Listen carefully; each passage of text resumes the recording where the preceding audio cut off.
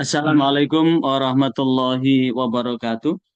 Waalaikumsalam warahmatullahi wabarakatuh. Alhamdulillah. Allahumma sholli wa sallim wa barik ala sayyidina Muhammad wa ala alihi wa ashabihi wa man irtadah ma ba'd. Alhamdulillah hari ini kita bisa melanjutkan perkuliahan di mata kuliah Sosiologi Hukum.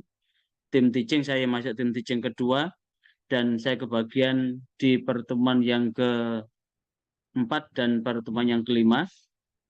Dan ini adalah pertemuan terakhir saya di mata kuliah ini. Mari kita berdoa kepada Allah Subhanahu wa taala. Mudah-mudahan terinteraksikan ilmu yang manfaat dan barokah, manfaat buat diri kita, manfaat buat lingkungan kita dan berkah. Ziyadatul bir wal khair, ziyadatul sakin wa sa'adah buat apa? Implementasi dari keilmuan yang kita pelajari pada kesempatan ini. Al-Fatihah. A'udzubillahi minasyaitonirrajim. Bismillahirrahmanirrahim. Kita nanti kuliah sampai zuhur ya. Sekali lagi kita kuliah sampai zuhur. Bel kita adalah bel adzan. Sekali lagi bel kita adalah bel adzan.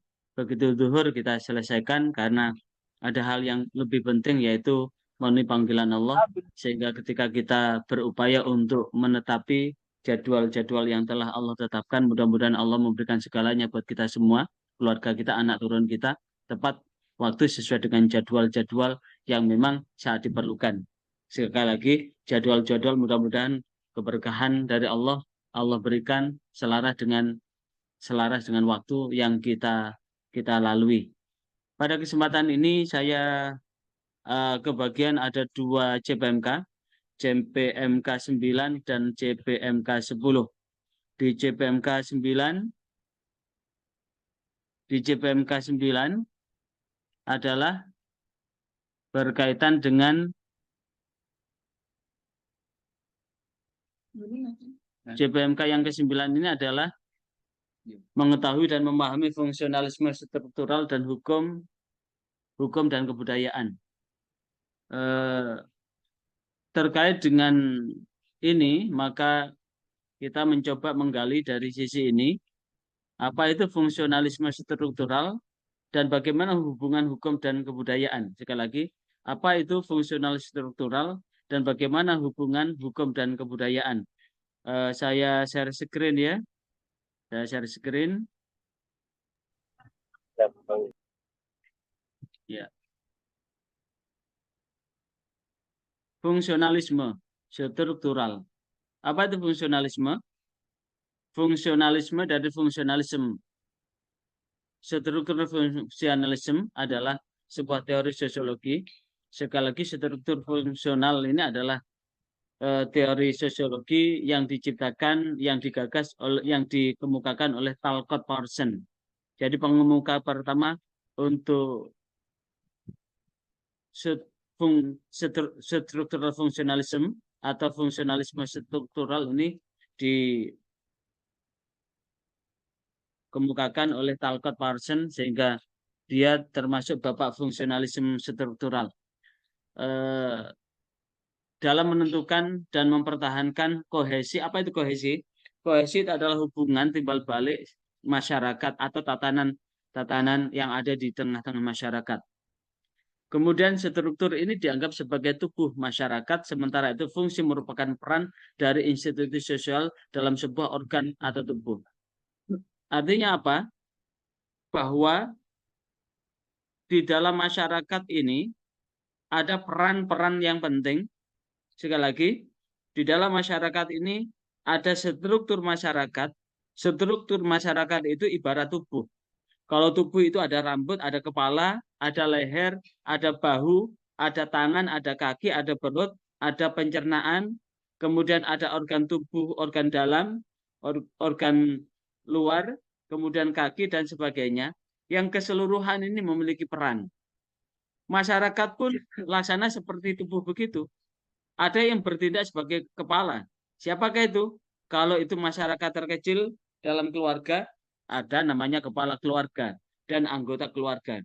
Kalau di RT ada ketua RT, kalau di RW ada ketua RW. Kalau di desa ada kepala desa atau kepala kelurahan.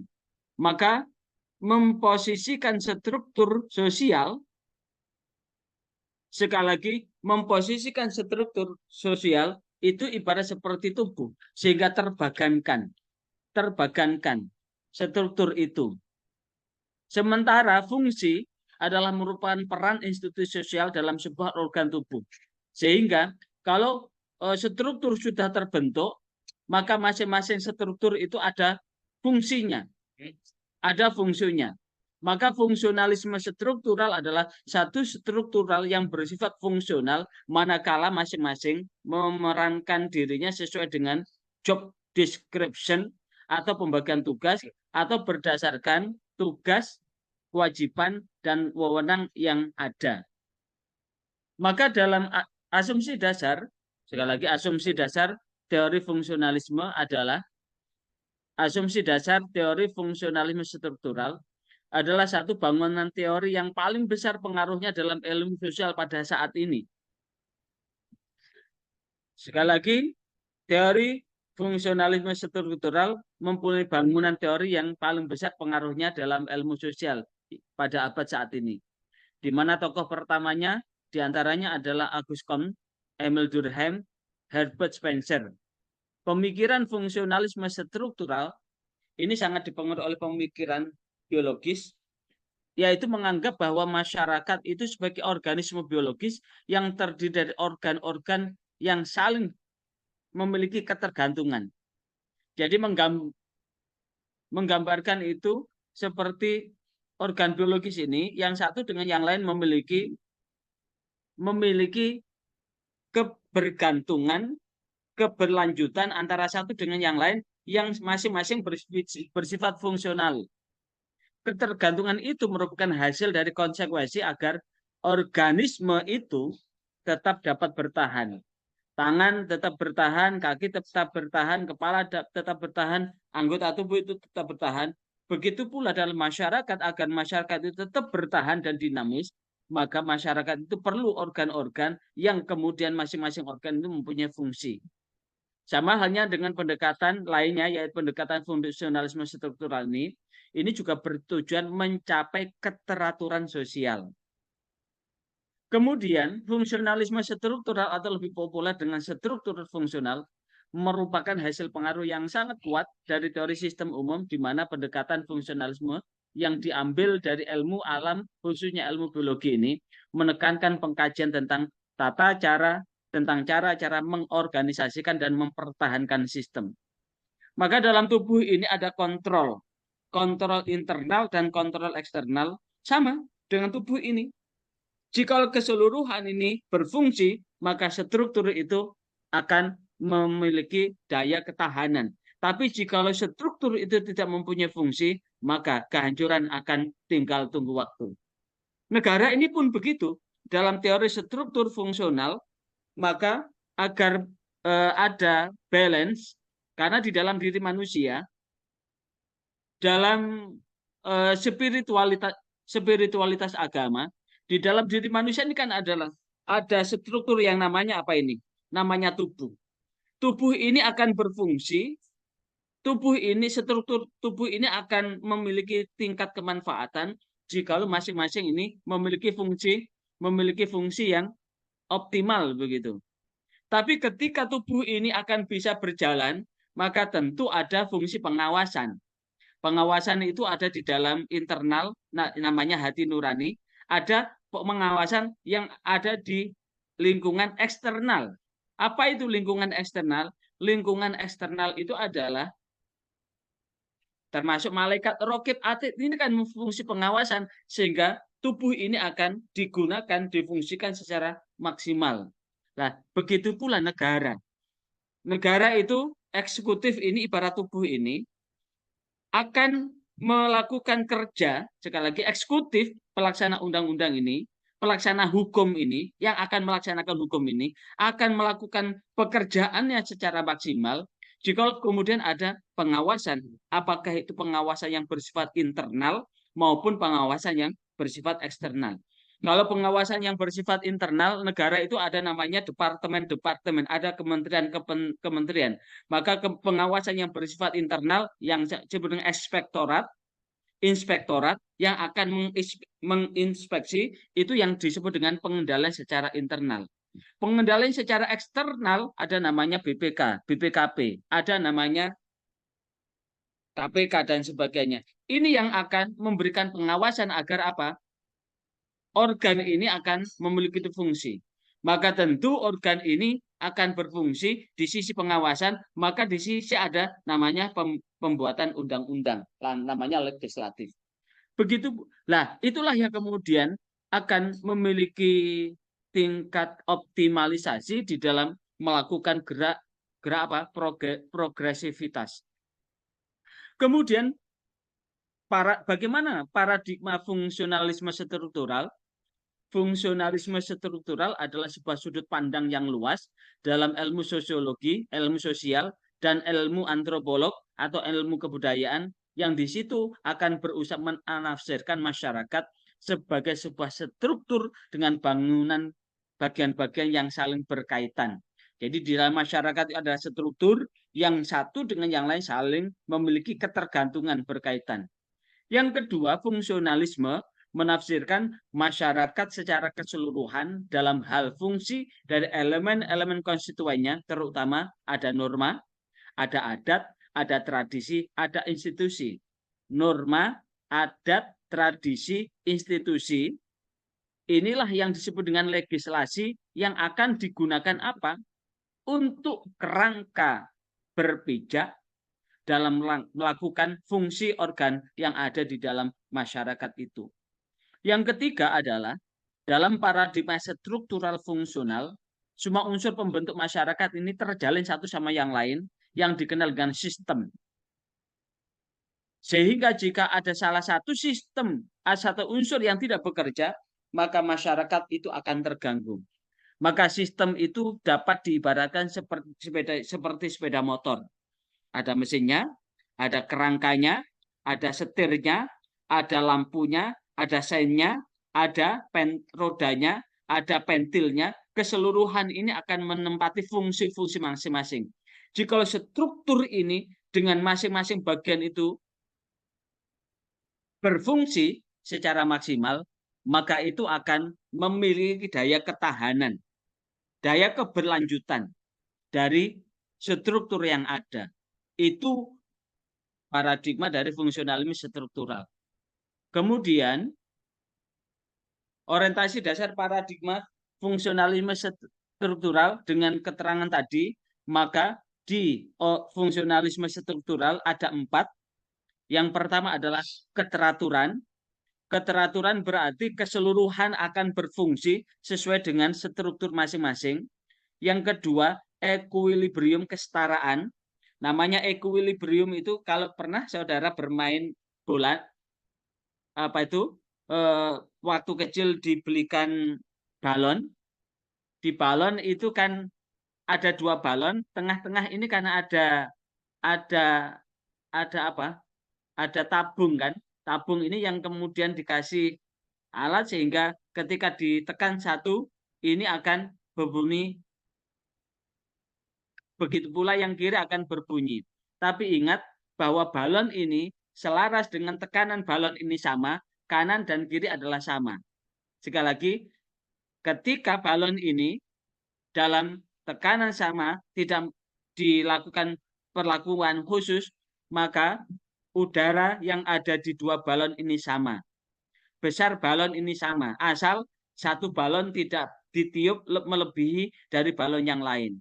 Maka tentu balon ini sama. Tapi bagaimana jika salah satu ditekan, maka udara, angin yang ada di balon itu akan berpindah ke berikutnya. Tapi kalau ditekan kedua-duanya, akan meledak kedua-duanya. Karena apa? Tekanan ini akan mendesak dari struktur balon itu. Maka equilibrium itu pun begitu. Keberaturan itu pun begitu. Antara setiap manusia itu akan ada namanya hak dan kewajiban. Sekali lagi, dalam paradigma fungsionalisme struktural, setiap manusia itu punya hak dan kewajiban. Tapi akan terjadi ketidakteraturan atau disequilibrium, tidak ada keseimbangan jikalau yang satu selalu menuntut hak tapi mengabaikan kewajiban, yang satu selalu memberikan kewajiban tapi tidak menuntut hak, maka ini jikalau dibiarkan terus-menerus, maka ini akan terjadi ledakan. Dan ledakan itu akan menjadi disharmoni, ketidakteraturan yang ada di dalam tengah-tengah masyarakat itu. Maka dalam teori dasar fungsionalisme struktural, jikalau seluruh fungsi yang ada dalam struktur itu berfungsi, sekali lagi, setiap struktur elemen dalam struktur itu berfungsi, maka inilah fungsionalisme struktural ini akan berlanjut. Itulah yang disebut dengan teori ini. Yang kedua, harmoni. Harmoni itu adalah keberaturan yang menimbulkan efek yang indah. Sekali lagi, harmoni itu adalah keberaturan dan keseimbangan yang memberikan efek yang indah. Efek yang indah ini yang kemudian akan menimbulkan namanya kepuasan. Munculnya harmoni karena ada equilibrium. Munculnya equilibrium karena ada keteraturan. Sehingga timbul harmoni. Harmoni ini berarti masing-masing akan mengalami tingkat kepuasan sesuai dengan fungsi dari masing-masing struktur yang ada. Jikalau harmoni terwujud, maka akan terwujud integrasi penyatuan. Penyatuan pikiran, penyatuan kesamaan, penyatuan hal-hal yang ada hubungannya dengan kepentingan setiap elemen-elemen itu. Dan integrasi ini akan berlanjut menjadikan sebuah dinamika yang optimal. Namun integrasi ini akan berbeda jikalau integrasi ini bersifat politis. Sekali lagi, integrasi ini akan berbeda jikalau integrasi ini bersifat politis. Karena hal yang bersifat politis akan berbeda dengan bersifat sosial. Karena bersifat sosial itu akan adalah lebih mengutamakan kewajiban daripada hak. Tapi kalau hal yang bersifat politis itu lebih menuntut hak daripada kewajiban. Sehingga muncul kata-kata maju tak gentar membela yang bayar. Tidak ada kepentingan tidak ada teman yang abadi dalam dunia politik. Yang abadi adalah kepentingan. Karena apa? Sifatnya adalah bersifat lebih merebut hak daripada melaksanakan kewajiban. Kemudian, asumsi dasar yang digunakan dalam teori struktur fungsional oleh Dahrendorf adalah setiap masyarakat ini terdiri dari berbagai elemen yang terstruktur secara relatif mantap dan stabil. Kenapa menggunakan relatif mantap dan stabil? Jikalau setiap masyarakat dengan berbagai elemen struktur yang ada itu berfungsi, maka masyarakat itu akan mantap dan stabil.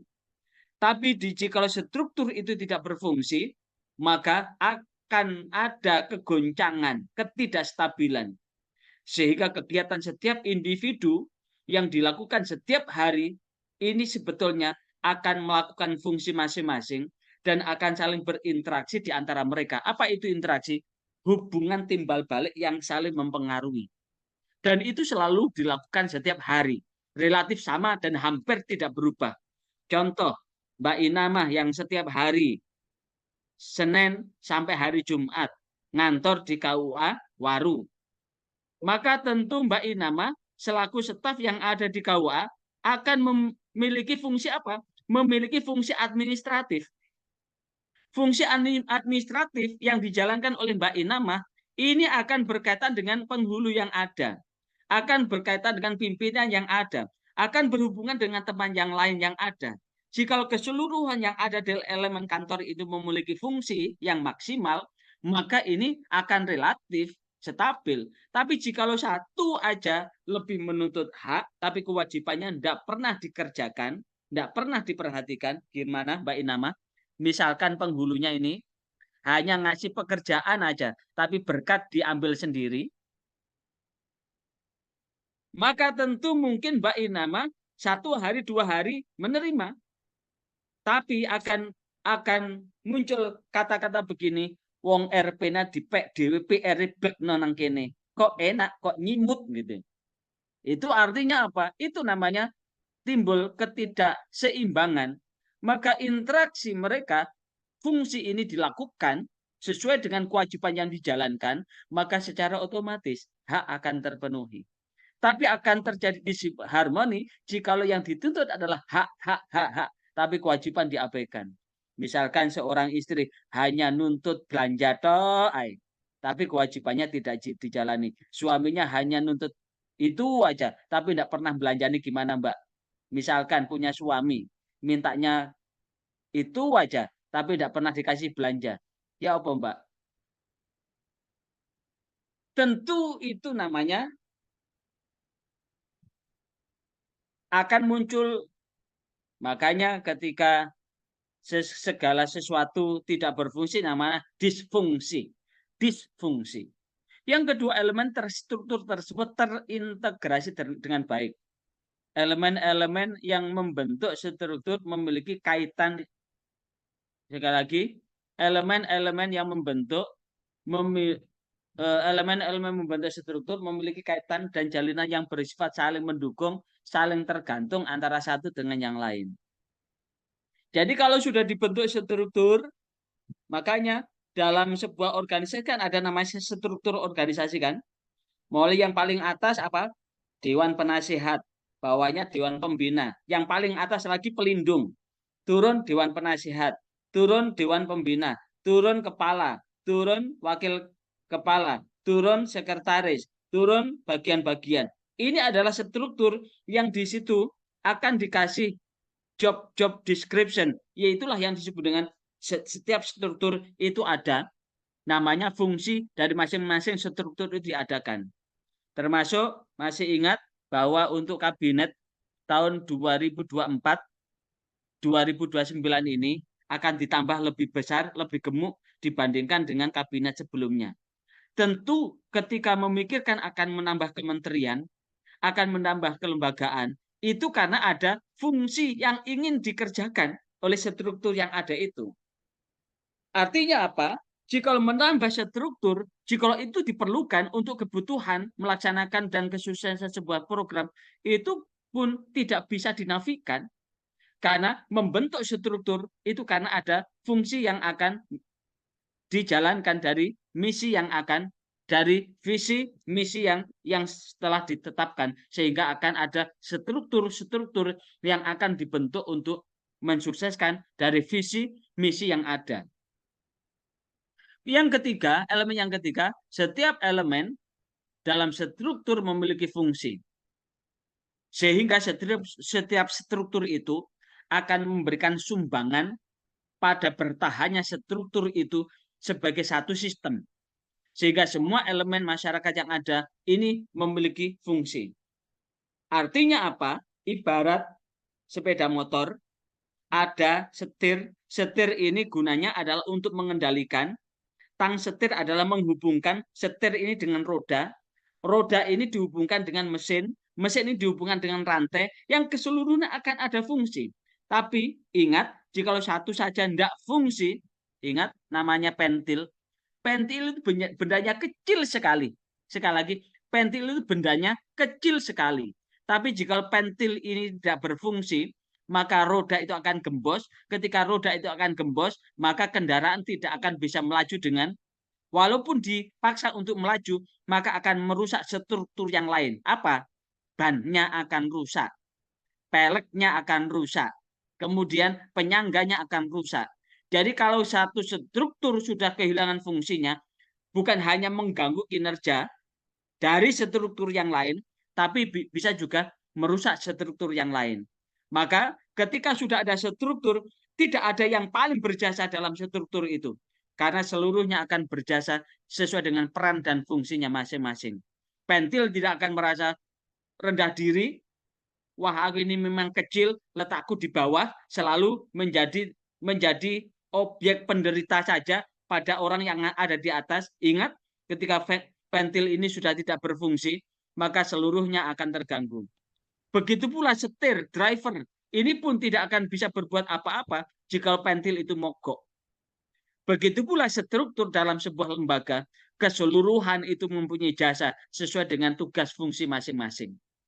Yang terakhir, setiap struktur yang berfungsi dilandaskan pada suatu konsensus nilai di antara para anggotanya. Jadi, katakanlah satu warga. Sekali lagi, satu warga. Ini kemudian ingin bahwa warga ini akan memiliki dinamika, maka warga ini kemudian berapat untuk mufakat memilih siapa yang menjadi ketua warga, yaitu ketua warga. Setelah terbentuk ketua, maka ketua ini tidak akan bisa bekerja sendirian. Maka ketua warga ini akan membentuk struktur, mulai dari wakil ketua, sekretaris, kemudian seksi-seksi dan sebagainya. Begitu pula organisasi kemasyarakatan. Ketika dia dipilih dalam sebuah muktamar, maka tentu dia akan memikirkan bukan seperti filosofi robot. Kalau kemudian sudah menjadi top leader, maka menganggap bahwa orang harus nurut apa yang dimau oleh top leader, walaupun apa yang dilakukan itu memang salah secara struktural, tapi dia menggunakan kepemimpinan tangan besi, maka itu namanya orang yang adigang, adigung, adiguno, sopo siro, sopo insun. Untuk menggunakan jurus aji mumpung jadi ketua, mumpung jadi kepala, sehingga menjadi ketua atau kepala kapal keruk, semuanya dikeruk sendiri, tidak memperhatikan struktur yang lain. Maka itu untungnya hanya di depan, tapi di belakang akan menimbulkan kegerundelan, kemangkelan yang di situ akan menjadi disharmoni, mengganjani non-equilibrium, tidak beratur dalam struktur itu.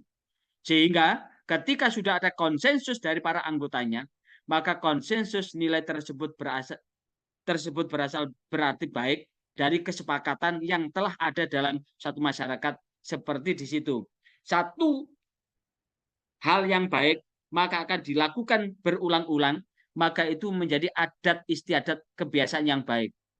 Adat istiadat yang baik itu akan menjadi tata perilaku yang kemudian akan menjadi sebuah kesepakatan, menjadi norma baru yang akan menjadi kerangka berpikir dan kerangka bekerja untuk kelanjutan dari struktur yang ada.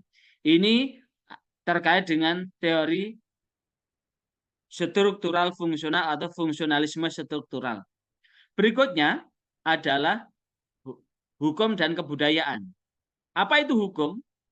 Hukum dapat didefinisikan sebagai serangkaian tanda-tanda yang menunjukkan sebuah kemauan yang dikonsepkan atau diadopsikan oleh penguasa tertinggi dalam sebuah negara yang mencermati perilaku pada kasus tertentu akan terlihat oleh seseorang atau sekelompok orang tertentu pada kasus yang dipersoalkan, diasumsikan akan tunduk pada kekuasaan.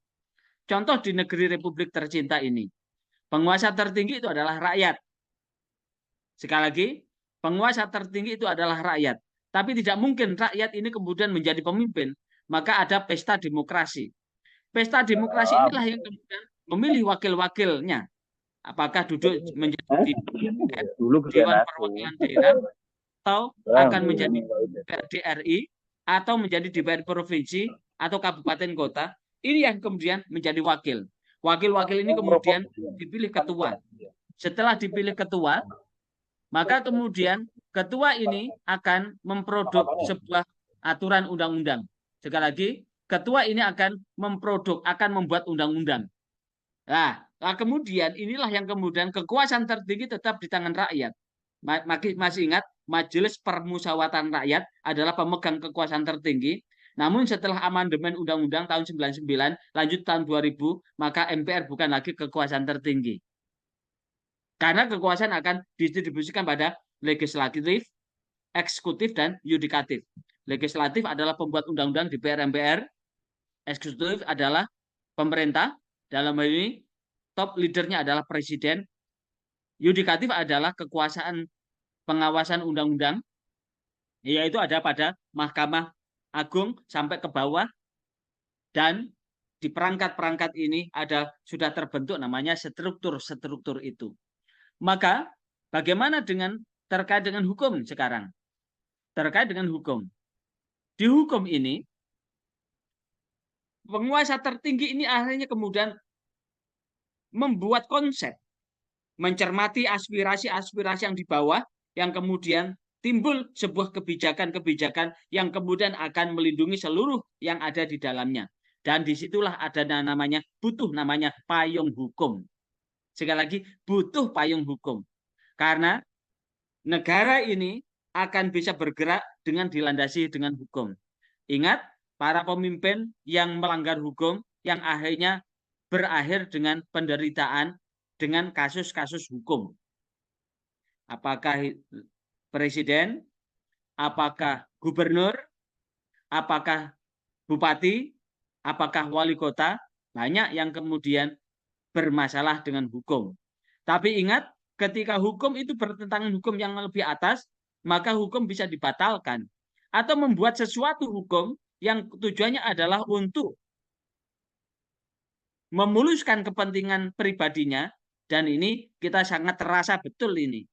Kita sangat terasa betul di negeri ini. Ada untuk merumuskan sebuah hukum karena ada kepentingan-kepentingan yang bersifat kepentingan individu dan dipaksakan ini di dalam satu tatanan, maka ini kan timbul namanya disharmoni juga. Akan timbul disharmoni. Segala sesuatu yang memaksakan itu, yakinlah, sejarah telah berulang kali, enaknya hanya di depan, tapi tidak enaknya akan di belakang. Akan ketidakenaan di belakang kemudian. Kemudian, bagaimana maksud dan tujuan hukum? Maksud dan tujuan hukum dibuat itu karena satu, butuh adanya kepastian hukum. Kepastian hukum ini berlaku tidak bersifat bang pilih. Sekali lagi, kepastian hukum ini tidak bersifat tebang pilih.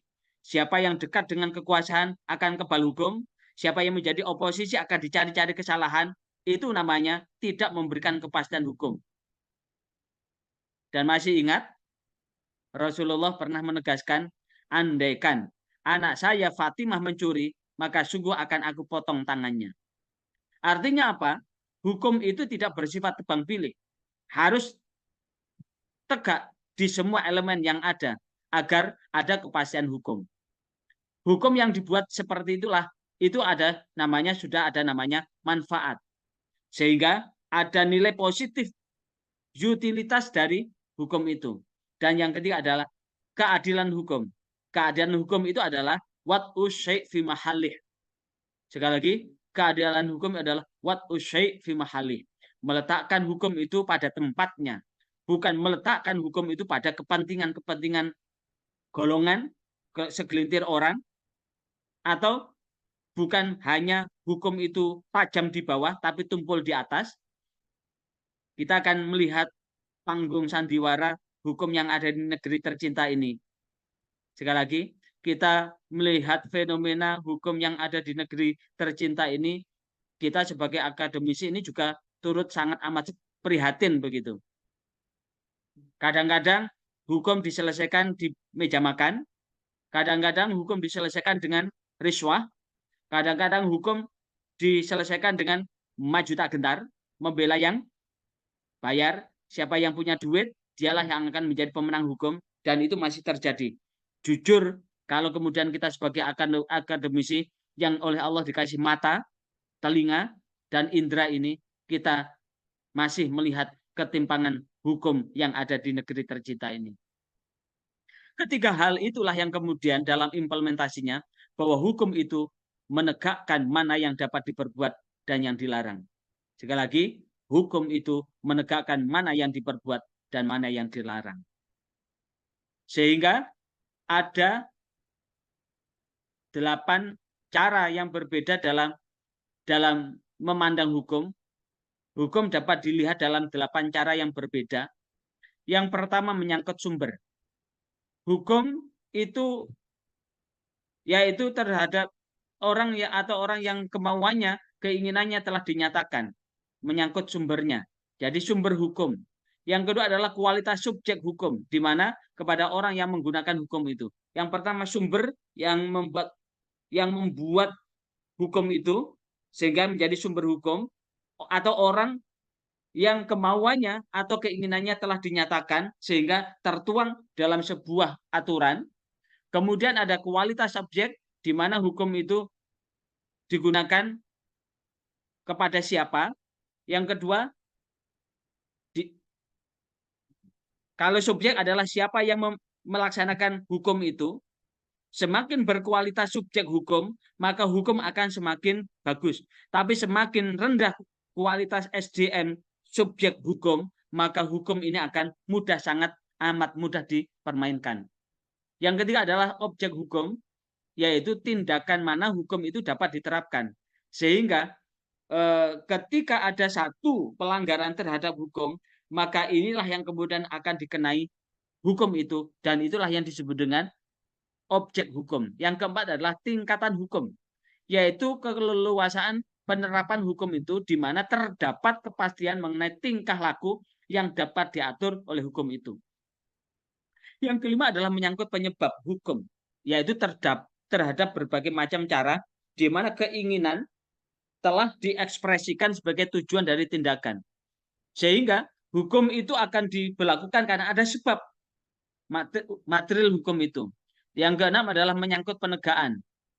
Adalah bagaimana motif atau tujuan dari tindakan itu dapat diberikan efek atau dampak. Sehingga hukum ini akan memberi efek yang jera. Artinya apa? Ketika ada orang melanggar hukum, kemudian melihat orang yang melanggar hukum itu mendapat hukuman atas apa yang dilakukan terhadap pelanggaran hukum itu, maka akan memberikan efek buat orang lain begitu. Itu namanya menyangkut penegakan. Jika penegakannya itu adil, maka akan lebih tertib. Tapi jika penegakannya tidak adil, maka kadang-kadang hukum itu akan diinjak-injak. Baik itu subjek hukum maupun objek penerima hukum itu. Yang ketujuh adalah ekspresi hukum, bahwa tanda-tanda dari penampakan ekspresi tersebut telah dapat diketahui. Dan yang terakhir adalah rencana perbaikan hukum. Mungkin hukum yang diberikan ini ada sesuatu yang kurang efektif, maka ada namanya revisi undang-undang. Revisi hukum, agar apa? Hukum dapat dimaksimalkan dari apa yang telah diinginkan. Kemudian sumber hukum sekarang. Makna hukum adalah mewujudkan keadilan dalam hidup bersama, di mana makna ini tercapai dengan dimaksudkan prinsip keadilan dalam peraturan bagi kehidupan bersama. Menurut pandangan ini, orang hukum sebenarnya adalah hukum positif yang merupakan suatu relasi dan prinsip keadilan. Dan menyangkut sumber hukum ini adalah dipertimbangkan dalam sudut pandang, adalah kemauan sebuah ekspresi sejalan dengan definisi yang merupakan kemauan penguasa tertinggi dalam sebuah pemerintahan. Sekarang kekuatan hukum itu terletak pada motif-motif yang ada di dalamnya. Sekali lagi, kekuatan hukum itu disandarkan pada motif-motif hukum yang ada, sehingga itu akan memiliki serta menciptakan efek yang dapat ditargetkan dari hukum itu. Kemudian dalam pilihan itu akan ada sebab dan akibat, sehingga sebab akibat dari apa yang ada akan menimbulkan hal yang baik ketika hukum itu ditegakkan dengan seadil-adilnya. Sekarang bagaimana hubungan hukum dengan kebudayaan? Dalam kenyataannya hukum dan kebudayaan adalah bagian yang tak terpisahkan. Sekali lagi, hukum dan kebudayaan itu tidak terpisahkan. Kebudayaan adalah komponen yang penting dalam kehidupan masyarakat, dalam struktur sosial, dan secara sederhana kebudayaan dapat diartikan sebagai bagian cara hidup, dalam bahasa Inggrisnya adalah way of life. Sehingga hukum yang diterapkan terus-menerus maka menimbulkan kebiasaan. Kebiasaan yang ada di dalam masyarakat ini akan menghasilkan sebuah kebudayaan tersendiri. Sehingga antara hukum dan kebudayaan adalah dua hal yang saling berkaitan. Jika hukum dapat ditegakkan secara maksimal, maka akan memiliki kebudayaan yang baik. Tapi jikalau hukum tidak bisa ditekan dengan baik, maka akan terjadi budaya yang tidak baik.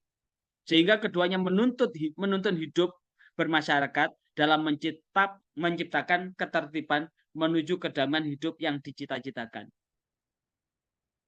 Tanpa hukum yang dibudayakan, maka sangat sulit mewujudkan kehidupan bersama yang manfaat, karena dapat saja terjadi ketidakteraturan, bahkan dikhawatirkan muncul homo homini lupus yang kuat akan memangsa yang lemah. Akan ada tirani kekuasaan.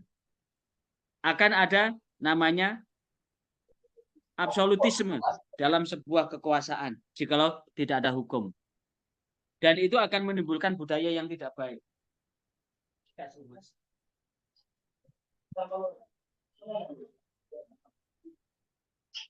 Kemudian hukum sendiri diamati bergerak di antara tataran nilai dan realita. Ditutup pintu nih.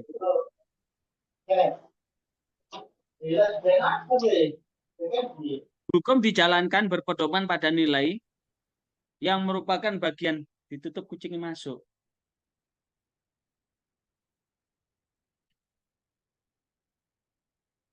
Hukum dijalankan berpedoman pada nilai yang merupakan bagian dari budaya itu sendiri.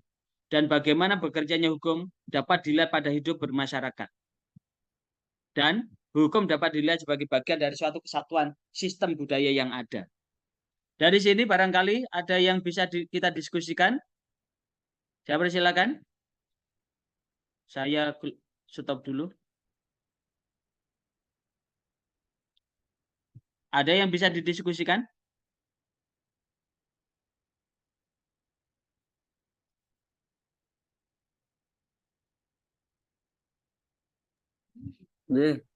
Saya Ustaz. Ya. Bicara tadi struktural Ustaz. Mungkin saya bicara terkait dengan lingkup di keluarga Ustaz.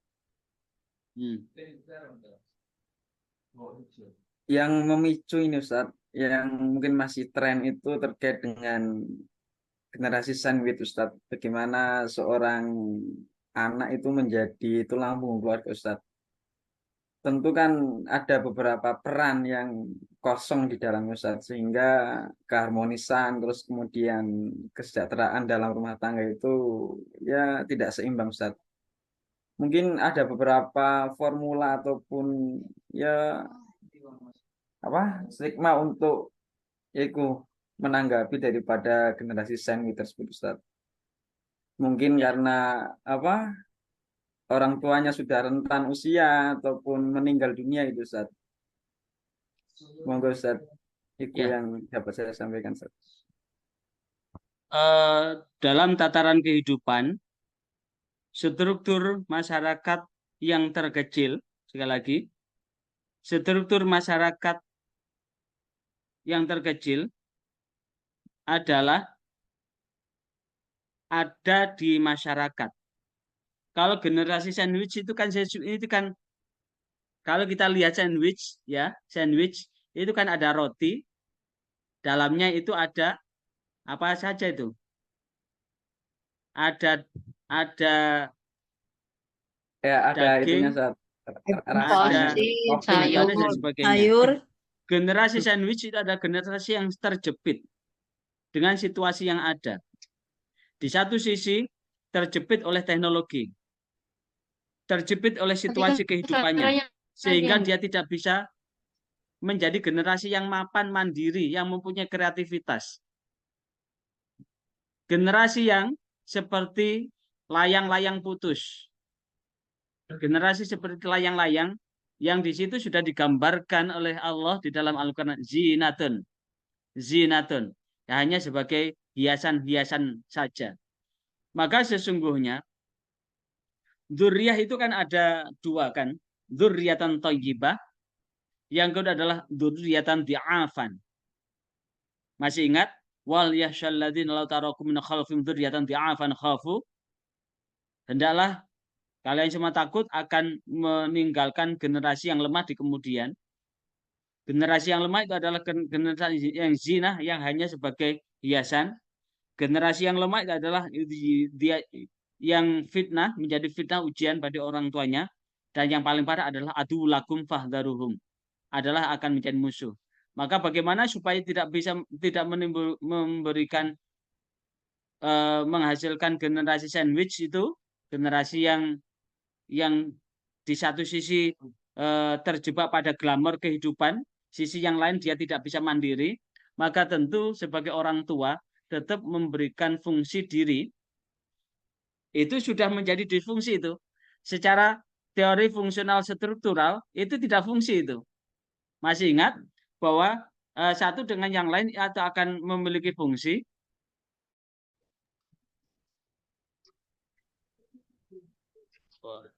Sinyalnya hilang ya iki. Sinyal saya ini nanti.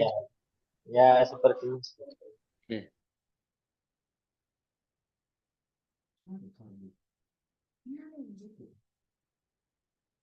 Lanjut ya. Saya lanjut.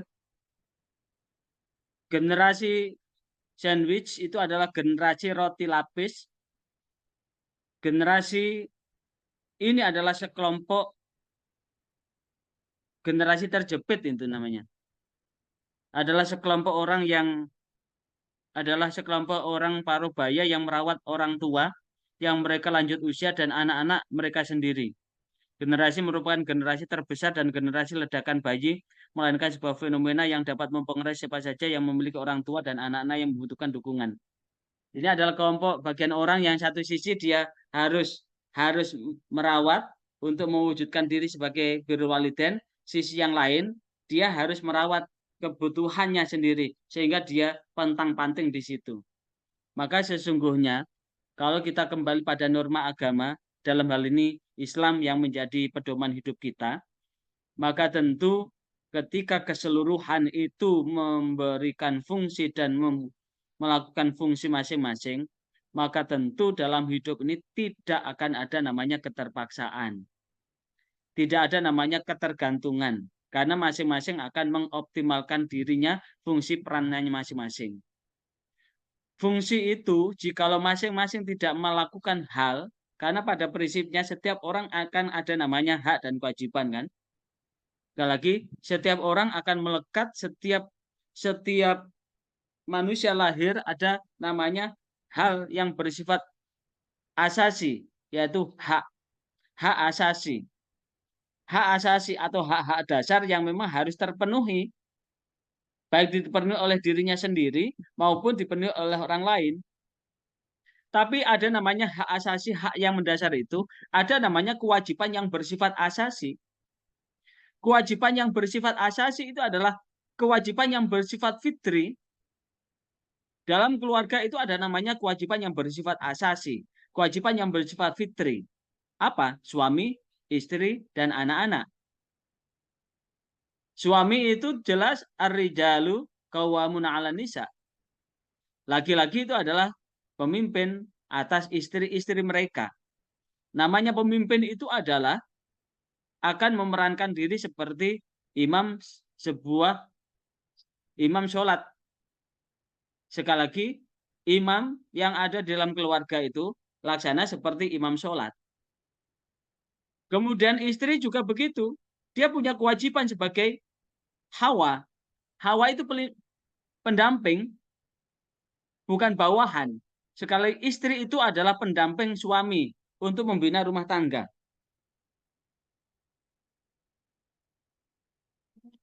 Istri itu mendampingi suami untuk membina rumah tangga dan kewajibannya adalah mendidik anak-anaknya. Yang punya kewajiban mendidik anak-anaknya, mendampingi anak-anaknya menjadi anak yang mapan itu terletak pada pundak istri. Walaupun di sisi yang lain kewajiban tetap ada di suami, tapi istri juga punya peran yang penting untuk melahirkan anak-anak yang bagus. Maka disitulah yang kemudian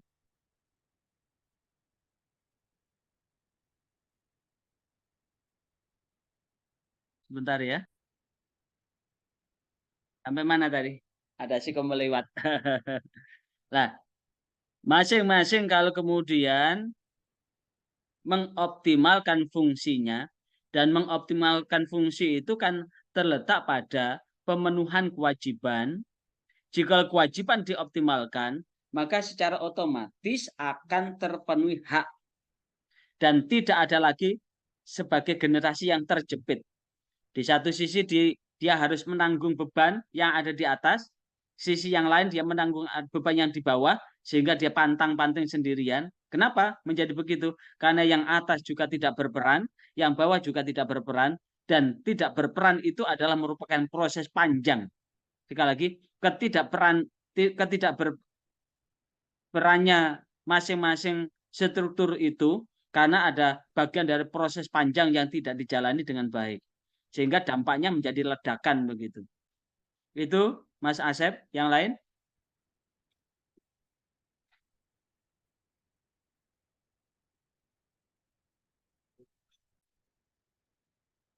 Lanjut ya. Kita lanjut.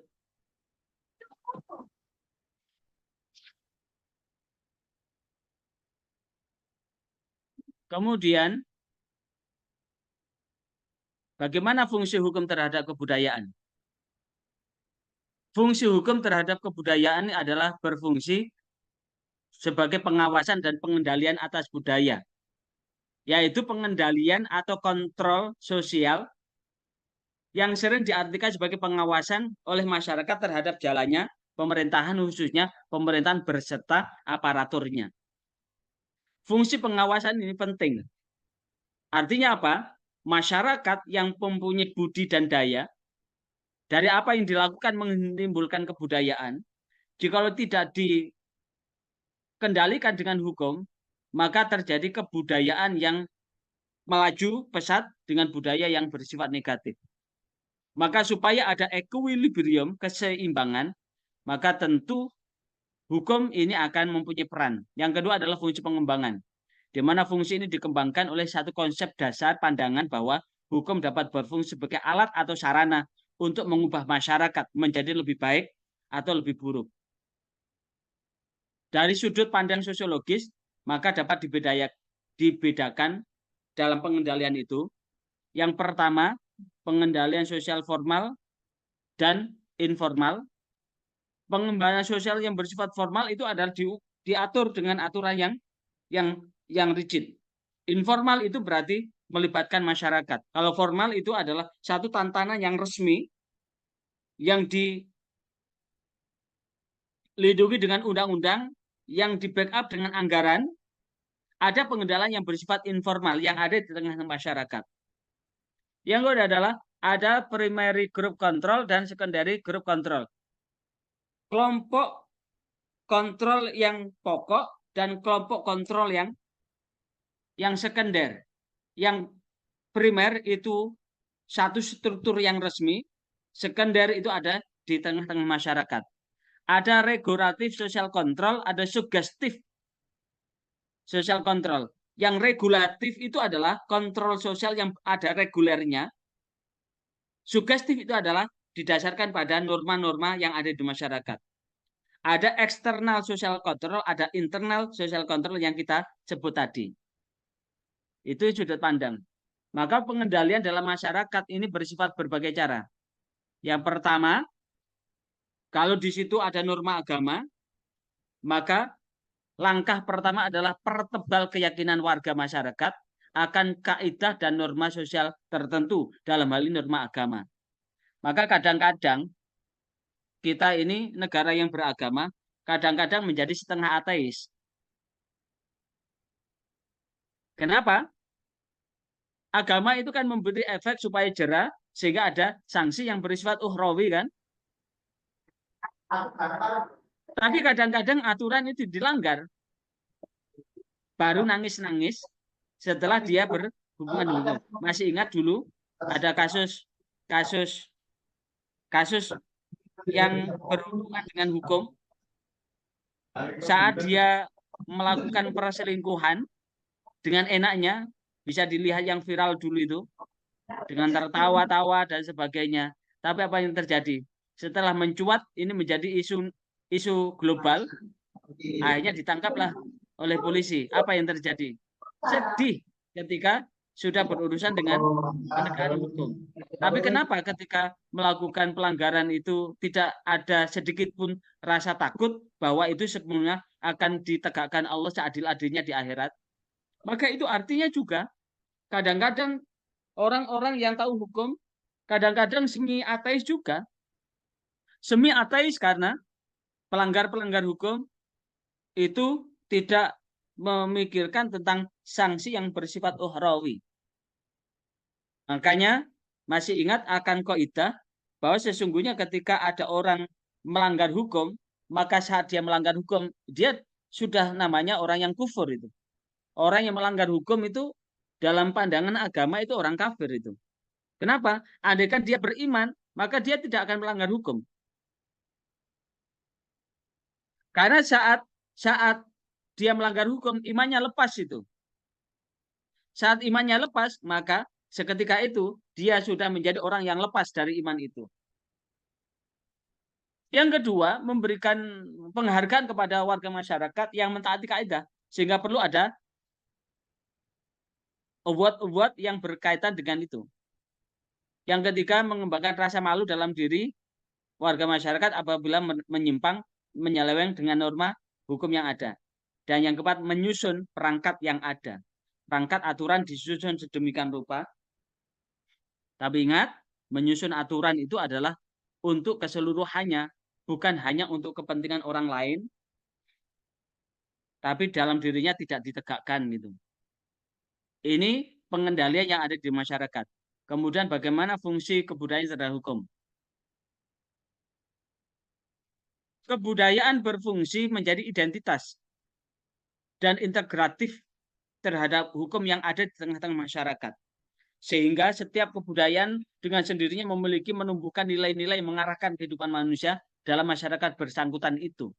Untuk apa? Untuk ingin hidup dinamis, maka hidup tumbuh bergerak secara dinamis itu diperlukan hukum, aturan-aturan untuk bisa menegakkan itu. Yang ketiga, wawasan budaya dalam pembentukan hukum, yaitu membahas bagaimana hukum dalam konteks budaya. Hukum dan budaya adalah dua variabel yang berhubungan secara korelatif, saling mempengaruhi. Berarti hukum dan budaya dapat saling mempengaruhi. Dan hubungan dan kebudayaan. Ini berkaitan dengan yang pertama. Selebihnya nanti bisa dilihat di e-learning.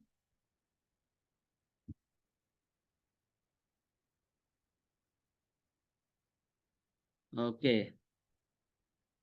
Kok nutup semua?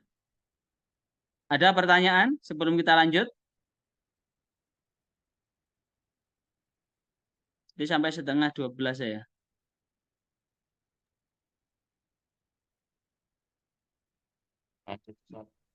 Ya. Ada pertanyaan? Kita lanjut. Sekarang CPMK yang ke-10. CPMK yang ke-10. Mengetahui, memahami interaksionisme simbolik dan hukum dan birokrasi. Interaksionisme simbolik. Teori interaksi simbolik ini adalah merupakan teori yang memiliki asumsi bahwa manusia membentuk makna melalui proses komunikasi. Antara satu yang lain akan memiliki keberartian jikalau kemudian ada komunikasi. Contoh kita ini sekarang kan sedang berkomunikasi. Komunikasi untuk membentuk makna. Makna apa? Perkuliahan sosiologi hukum. Membentuk makna apa? Membentuk saudara kelak ketika sudah memenuhi standar SKS, saudara akan punya hak untuk mendapatkan ijazah magister hukum keluarga. Maka teori interaksi simbolik ini adalah simbol-simbol yang memberikan interaksi hubungan timbal balik manusia dengan yang lain untuk membentuk makna dalam melalui proses komunikasi. Karena itulah teori interaksi simbolik ini fokusnya adalah yang terpenting adalah pada konsep diri. Setiap diri ini mempunyai makna. Sekali lagi, inti dari interaksi simbolik ini adalah yang pertama adalah konsep diri.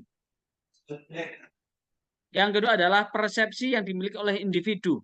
Konsep diri dan persepsi yang dimiliki oleh individu berdasarkan interaksi dengan individu yang lain. Di mana antara individu satu dengan individu yang lain ini mempunyai konsep diri dan persepsi yang berbeda-beda. Persepsi yang berbeda-beda ini perlu ada namanya interaksi, hubungan timbal balik. Hubungan timbal balik inilah yang kemudian butuh memahami satu dengan yang lain. Agar bisa paham, maka tentu prosesnya adalah dengan komunikasi.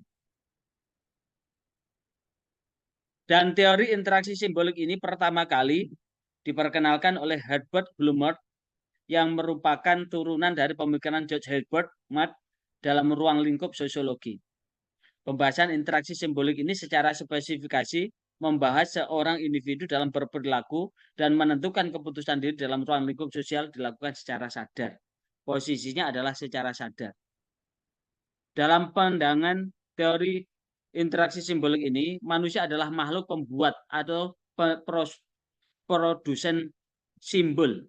Jadi manusia ini adalah yang membuat simbol-simbol itu.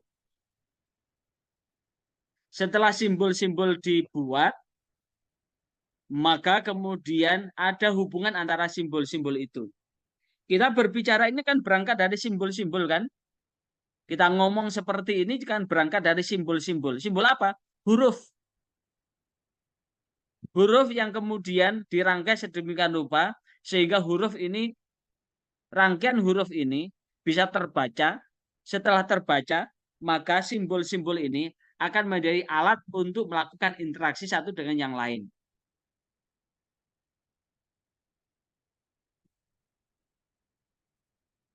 Interaksi simbolik ini adalah sebagai pemikiran yang mengingatkan kita pada pernyataan yang disampaikan oleh kubu neo-Kantian Ernest Cassirer bahwa manusia adalah animal symbolicum. Animal symbolicum, yaitu segala sesuatu objek yang ada di dalam kehidupan manusia ini memiliki makna simbol.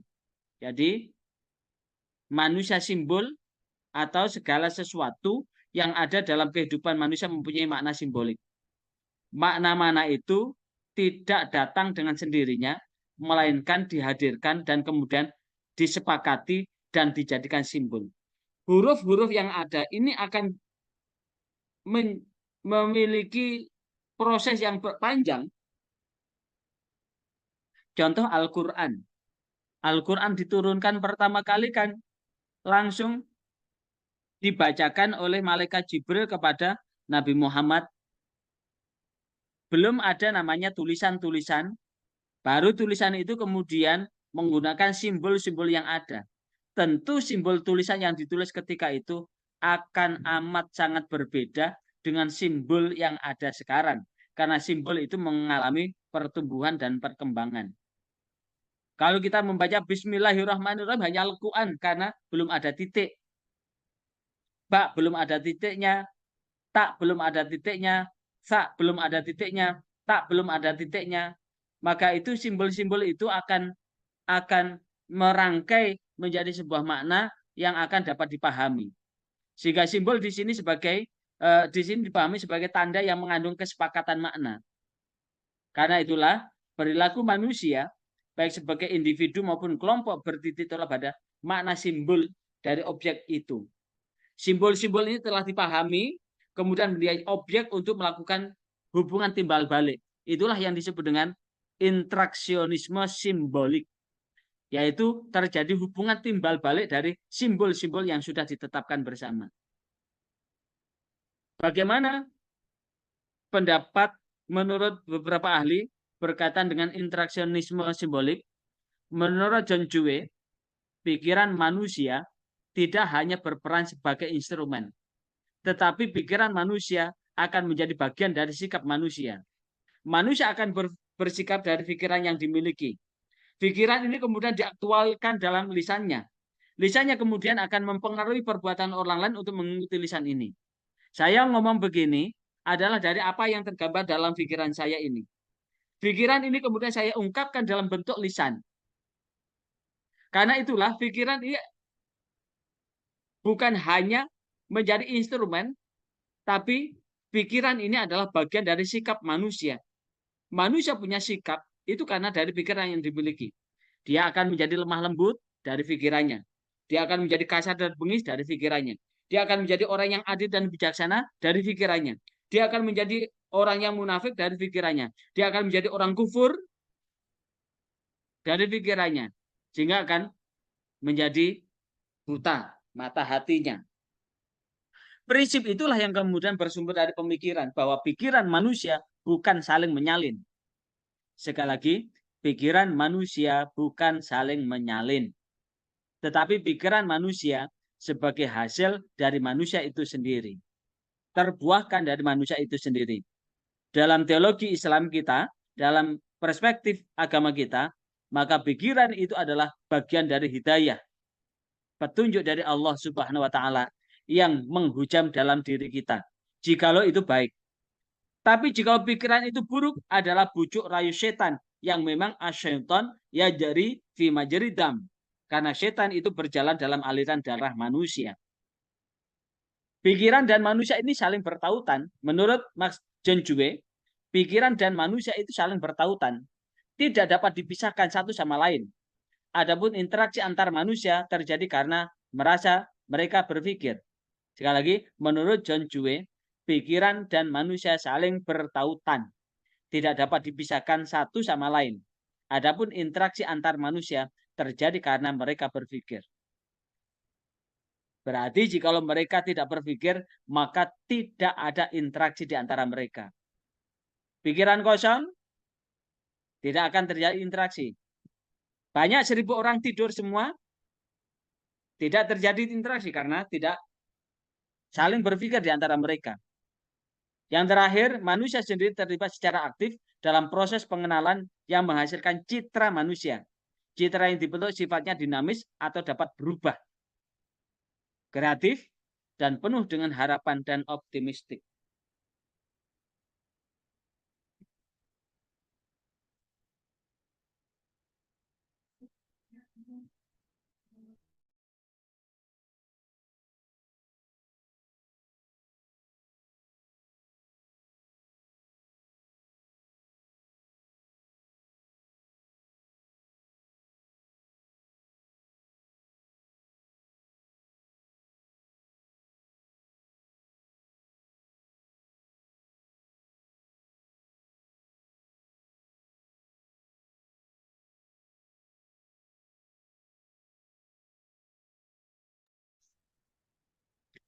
Kita lanjut ya.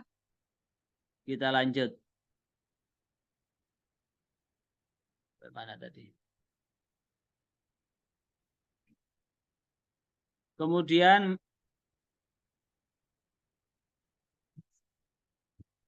Charles Horton Collie. Ia memandang hidup manusia secara sosial ditentukan oleh bahasa, pendidikan, dan interaksionisme, hubungan timbal balik yang saling mempengaruhi. Setiap manusia harus dipandang sebagai keseluruhan organisme yang mana individu menjadi bagian yang tak terpisahkan dari masyarakat. Relasi yang terbentuk merupakan tanggapan dari sikap atau tindakan masing-masing individu. Interaksi simbolik menurut Charles Horton Collie adalah bahwa manusia ini dipandang sebagai keseluruhan organ. Yang satu dengan yang lain memiliki peran. Dia mengembangkan teori mengenai diri, self. Baginya, diri merupakan produk dari interaksionisme atau paham interaksi. Diri dari setiap individu dapat memantulkan apa yang dirasakan sebagai tanggapan masyarakat atau orang lain kepadanya. Adapun tahap pemantulan diri antara lain. Apa? Bagaimana tahap pemantulan diri? 1. Seseorang membayangkan bagaimana perilaku atau tindakan yang akan tampak pada mata orang lain. Maka tentu ketika kita misalkan begini, kita saat ini ada di rumah, maka kita akan ingin ke sebuah pesta pernikahan. Maka sebelum tiba di pesta pernikahan, maka kita akan membayangkan, kita akan ketemu siapa, mereka pakai apa, kemudian tamunya seperti apa, orang-orang yang diundang seperti apa. Maka kita membayangkan bagaimana perilaku tindakan kita agar perilaku dan tindakan kita tampak baik di hadapan mereka. Maka tentu mungkin akan beli baju baru, mungkin akan beli tas baru, mungkin akan beli sendal baru, mungkin akan pakai baju apa. Ini dibayangkan karena dia akan memikirkan akan tindakan dan perilaku yang nampak dalam penilaian orang lain. Di satu sisi memang bagus. Sekali lagi, di satu sisi memang bagus. Karena interaksi sosial itu adalah akan ada namanya dinamika semangat. Semangat untuk mencari uang, semangat untuk bekerja. Kenapa? Karena dia ingin nampak berbeda di hadapan orang lain. Nampak dipandang lebih tampan, lebih oke, lebih kaya, lebih cukup, lebih the have, dan sebagainya. Maka ini adalah bagian dari pantulan yang pertama. Itu yang pertama. Yang kedua, seseorang membayangkan bagaimana orang lain akan menilai tindakan atau perilaku. Yang pertama itu adalah bagaimana orang lain adalah melihat apa yang ada di dalam dirinya. Pantulan yang kedua, bagaimana seseorang itu menilai terhadap apa yang dilakukan. Maka dasar penilaian inilah yang kemudian menimbulkan orang yang ewoh pakai woh. Dan yang terakhir adalah seseorang membangun konsepsi mengenai diri sendiri berdasarkan penilaian orang lain. Setelah orang lain menilai, maka penilaian ini diambil. Untuk apa? Memperbaiki citra diri. Maka dalam interaksi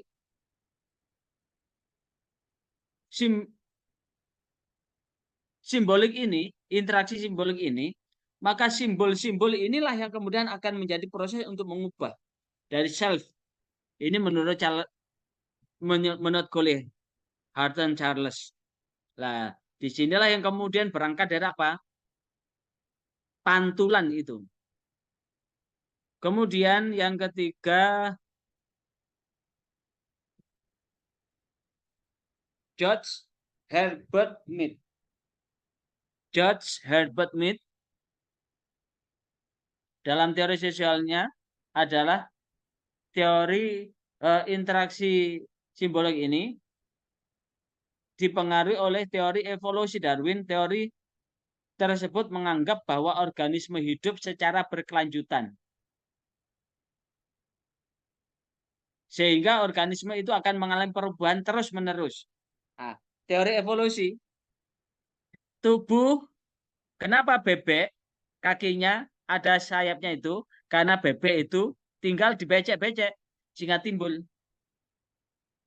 Nah, maka perkembangan yang ada di dalam diri manusia bukan hanya atas apa yang dilakukan, ini juga akan mempengaruhi dari secara fisik struktur organ yang ada. Karena itu Herbert Mead melihat pikiran manusia ini sebagai suatu yang muncul dalam proses evolusi secara ilmiah, di mana proses evolusi tersebut memungkinkan manusia menyesuaikan diri secara alamiah pada lingkungan yang menjadi tempat tinggalnya. Karena itu bagi Mead, the mind, pikiran akan menjadi fenomena sosial. Pikiran bukanlah proses percakapan seseorang dengan dirinya, tapi pikiran ini muncul berkembang dipengaruhi oleh proses sosial. Dan proses sosial ini mendahului pikiran, dan proses sosial bukan menjadi produk pikiran.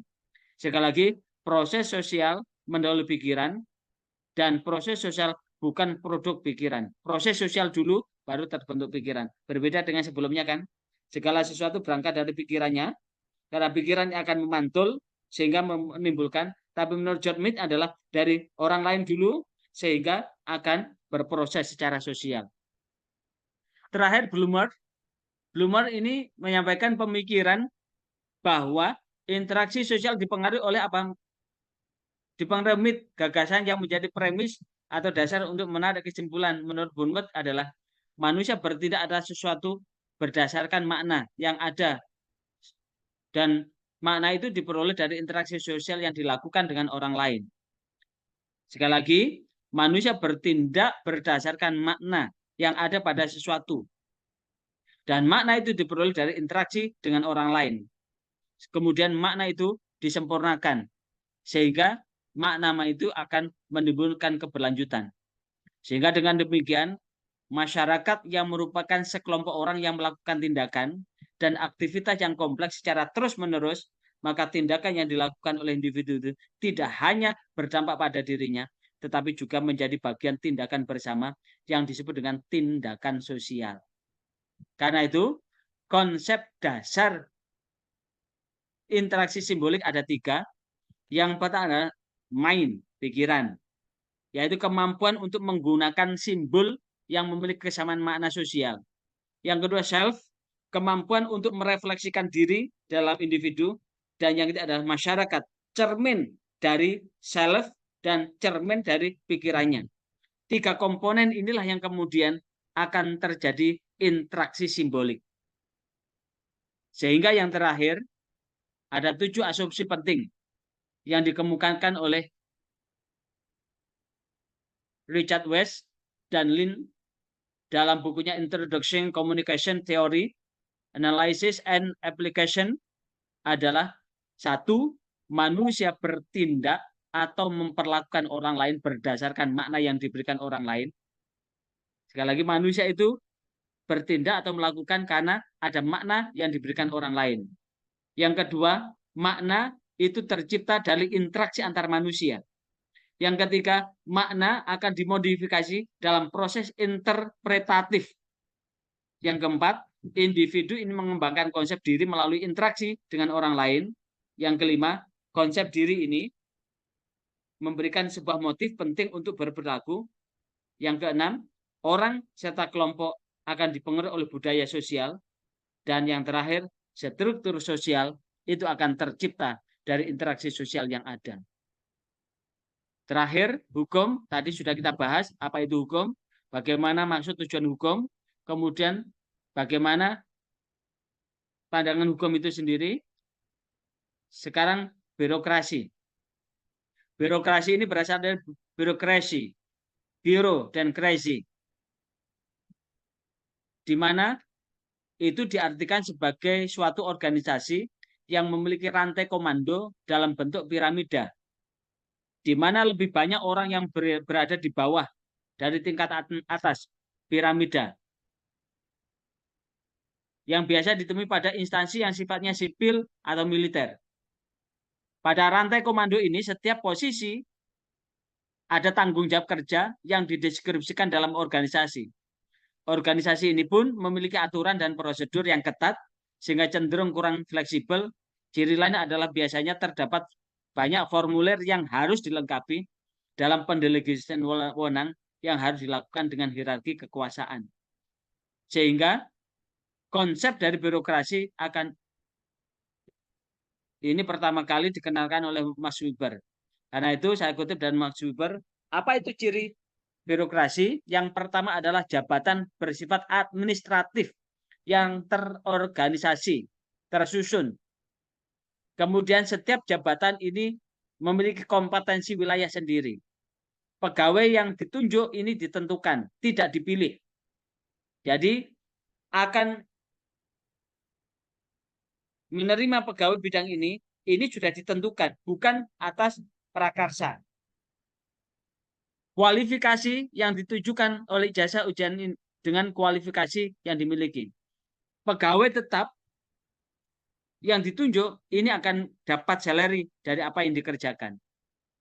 Pegawai yang ditugaskan akan menjadi pekerjaan tunggal atau setidaknya pekerjaan utama. Sehingga tidak boleh double. Misalkan begini, Karena kan adalah kesatuan administratif pangkal begitu. Maka jikalau di tugas pokok ini belum tuntas, maka tidak boleh mengambil alih pekerjaan yang lain. Karena itu sifatnya birokrasi begitu. Dan agar bisa bekerja, maka para pejabat ini sebetulnya sebagai subjek untuk mengontrol dan mendisiplinkan. Kemudian agar semuanya berjalan ada namanya promosi sebagai bahan pertimbangan supaya antara satu dengan yang lain ini saling berkompetisi. Promosi ini penting berdasarkan the right man and the right place, bukan berdasarkan unsur kedekatan, bukan kedekatan unsur nepotisme, bukan unsur suap, riswah dan sebagainya. Jikalau promosi bukan pertimbangan pada profesionalitas, tapi berdasarkan nepotisme, kolusi, atau penyimpangan, maka pasti dapat dipastikan itu akan berjalan sangat timpang. Dan itu bisa saudara saksikan sendiri pada fenomena kehidupan di sekitar kita. Kemudian bagaimana karakter birokrasi? Karakter birokrasi dan indikator ini akan menjadikan sebuah negara itu maju atau berkembang. Yang pertama adalah kerja ketat atau tidak. Ada tugas spesial atau tidak. Sifatnya kaku, sederhana atau tidak. Pengaturan top down atau bottom up. Berdasarkan logika atau irasional. Tersentral atau desentralisasi. Taat patuh atau bangkang. Disiplin atau tidak disiplin. Terstruktur atau tidak. Pandang bulu, tebang pilih atau tidak. Jikalau keseluruhan dilakukan secara positif, maka itu akan menunjukkan bahwa negara itu akan semakin maju. Tapi semakin rendah sebuah bangsa dan negara jikalau birokrasinya itu lemah. Karena itu kepastian hukum itu penting di dalam rangka apa? Mengatur tata birokrasi itu supaya menjadi birokrasi yang transparan dan kredibel. Kira-kira ini barangkali ada yang ditanyakan, saya persilakan. Ya. Mudah-mudahan interaksi simbolik dalam proses perkuliahan ini juga bagian interaksi simbolik loh ya. Kuliah ini juga bagian interaksi simbolik. Mudah-mudahan interaksi simbolik ini ada guna dan manfaatnya sehingga dengan struktur fungsionalisme atau fungsionalisme struktural, tata keilmuan yang bisa bersifat fungsional sehingga manfaat dan barokah menimbulkan budaya yang bagus untuk menjalankan diri sebagai hamba Allah. Masih ingat akan pesan Allah, walaqad dzara'na li jahannam katsiran minal jinni wal ins, sungguh kami sediakan tempat neraka jahanam bagi jin dan manusia. Jin dan manusia yang apa? Lahum qulubul la yafqahuna biha, mereka yang punya hati tapi tidak mau memahami hukum-hukum Allah. Walau ayunul la yubsiruna biha, mereka punya telinga tapi tidak mau mendengarkan hukum-hukum yang telah ditentukan oleh Allah. Walhum ayunul la yubsiruna biha, mereka dikasih mata tapi tidak mau melihat hukum-hukum untuk diterapkan dalam kehidupannya. Walau adanul la yasmauna biha, mereka punya telinga tapi tidak mau mendengarkan hukum-hukum untuk dapat diimplementasikan dalam kehidupannya. Maka disinilah kemudian ulaika kal an'am, maka mereka seperti binatang ternak, balhum adol, bahkan mereka itu lebih hina. Maka hukum ini akan menghindarkan homo homini lupus, yang kalah akan memangsa yang lemah, yang kuat akan memangsa yang lemah. Tapi homo homini socius, yang kuat akan menjadi teman yang lemah. Sehingga dengan hukum, kepastian hukum yang tidak bersifat tebang pilih, hukum yang tidak diubah-ubah untuk kepentingan keluarga, ini akan memiliki tingkat kredibilitas yang tinggi yang dapat dipertanggungjawabkan di hadapan Allah Subhanahu wa taala, yang akan kita pertanggungjawabkan ketika kita sudah meninggalkan dunia ini. Adzan sudah mengundang dari kejauhan. Selamat menunaikan sholat zuhur berjamaah. Mudah-mudahan akan mengantarkan kita dengan interaksi simbolik adzan ini. Sekali lagi, ini adalah interaksi simbolik dengan adzan. Adzannya juga simbol panggilan Allah. Mudah-mudahan kita senantiasa menjadi orang yang terpanggil untuk melaksanakan hukum secara murni dan konsekuen. Subhanakallahumma wa bihamdika asyhadu an la ilaha illa anta astaghfiruka wa atubu ilaik. Wassalamualaikum warahmatullahi wabarakatuh. Waalaikumsalam warahmatullahi